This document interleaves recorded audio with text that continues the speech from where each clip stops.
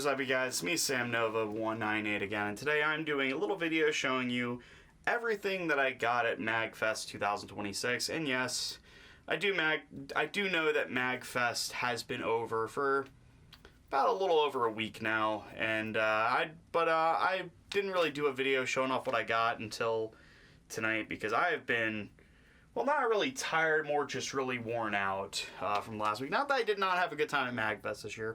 I had a great time. It was one of the best MAGFests I've ever been to. I found a lot of really great stuff, made a lot of great new friends, hung out with a lot of people. It was just an absolute blast from beginning to end. It was definitely really, really fun. Can't wait for MAGFest 2027 when that eventually does roll around. A lot of people actually were really happy to see me because I cosplay Philip J. Frab from Futurama. And if you know me, I do the pizza box tradition, which I do have. I'll have to show it off in a face and a post.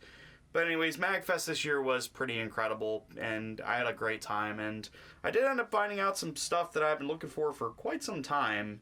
So anyways, I do have a pretty big haul here. I got a 3DS game and 4 Xbox 360 games, 1 Xbox One game, and 1 original Xbox game. But before I show all that, I just wanted to show you guys a little something I got before I went to MAGFest. This actually got here right before I left, and I got it off Amazon because it was only $22, and that is Sonic X Shadow Generations, or Sonic and Shadows Generations. I actually ordered this on Amazon because I saw it was on sale, and I had not gotten it yet, and I was in a Sonic-y mood, and I actually did want to try this because I've heard a lot of people say this is one of the best Sonic and Shadow games ever made, so I do really want to try this because I was kind of in a Sonic-y mood because before I went to MAGFest, I found out Crush 40 was going to be there, which I did see them live, and they were incredible.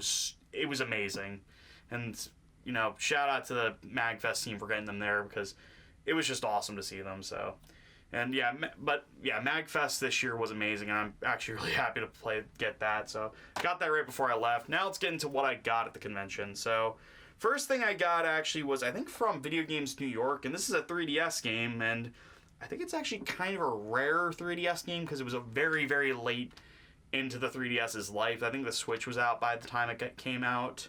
But that is Mario and Luigi Superstar Saga plus Bowser's Minion. This is a remake of Mario and Luigi Superstar Saga that was on the Game Boy Advance. And they remade it, and I think this was actually Alpha Dreams, if I'm correct, final game they made before they went out. I believe. I could be wrong, but I actually really do want to sit down and play Mario and Luigi Superstar Saga because I've heard this is an incredible game. I heard people said the Game Boy Advance version is better, and I do have the Switch Online. But I said, screw it, I'm going to pick up the 3DS version, see how I like it. And this was about $50.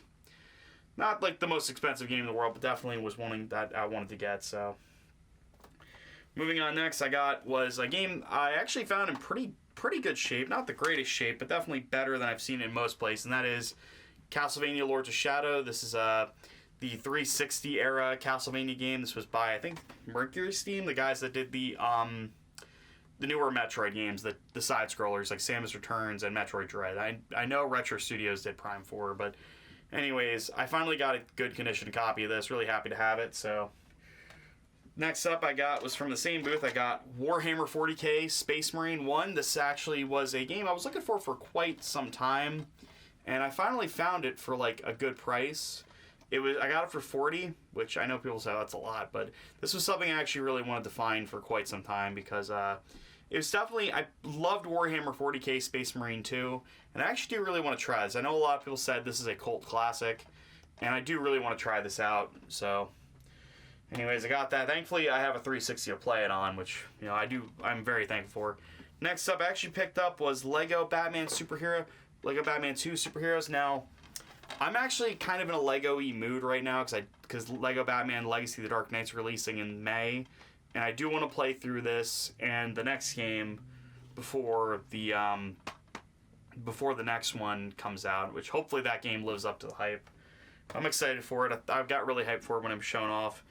Next up, I actually got an Xbox One game. I got this for $10, and it was actually in really good shape, and that was Lego Batman 3 Beyond Gotham. I got this for the Xbox One because I have the others on the 360, so I was like, I might as well finish out the trilogy. I have it on Xbox One. So yeah, finally got that. It got in pretty good shape too. Disc is also in good shape. All the discs are in great shape. Next up I got was Avatar the Game, or James Cameron's Avatar the Game. This is the first Avatar game they ever made. This was back in 2009. And I remember I played this a lot years ago, back in like 2011 when I was in 6th grade. This game was actually really, really ambitious for the time. It was like, it allowed you to make story choices. Like in the game you could play as the humans or you could play as the Na'vi. I chose the Na'vi, which I'm probably going to do that again. But I remember this game was actually pretty good, actually, from what I remember. It was very unique. It wasn't like the greatest game of all time, but it was definitely pretty fun for what it was. So I decided to pick it up. It's actually, I think it's starting to get up there in price. So anyways, finally got that. So, and the last game I got was actually probably the oldest game. I got this. This is an original Xbox game, and that is a little game called Indiana Jones and the Emperor's Tomb for the original Xbox, which really shocked it actually came with the original manual. I think the mail-in slip that you got to send for other stuff. But I actually always wanted to try this out because I heard this is a genuinely very good Indiana Jones game, and I loved The Great Circle, and I'm glad to have it on Xbox. You're probably wondering, well, why didn't I get it on PS2? I picked it up on Xbox because I have Great Circle on the Series X, which let me just say, that game is insane how expensive it's getting over the last couple of years. So, anyways, really happy to finally get this. This was a little on the steeper end because I think it is not as common anymore. Because Indiana Jones games, they don't make as many as they do Star Wars games. Well, then again, you probably say they don't really make any Star Wars games anymore, which, like after, what was it, Star Wars Outlaws, I don't blame them, but I'm really happy to finally get my hands on this because this was on my list of games I was looking for. So, anyways, the last thing I actually got is actually kind of a small thing. I got this on the last day of the con. I was down in the vendor hall, and I was looking for a sticker, and I ended up getting a little Metroid sticker. I actually put it on my my Boba Fett water bottle. Put a bunch of stickers on there. So, yeah. So, get a swig. Wonder if my camera picked that up. But yeah, that concludes everything that I got at MAGFEST this year. That's everything I got, and that concludes this little video. Now, little thing I should point out is the reason you're not seeing my desk behind me like normal is because I am actually going to be filming a video in the next week or tomorrow, hopefully tomorrow, of all the games I beat in 2025, because I beat a lot, and I wanted to show off to you guys everything I beat this year, or last year. So, anyways, thank you guys so much for watching this video. I'll see you guys next time, and goodbye.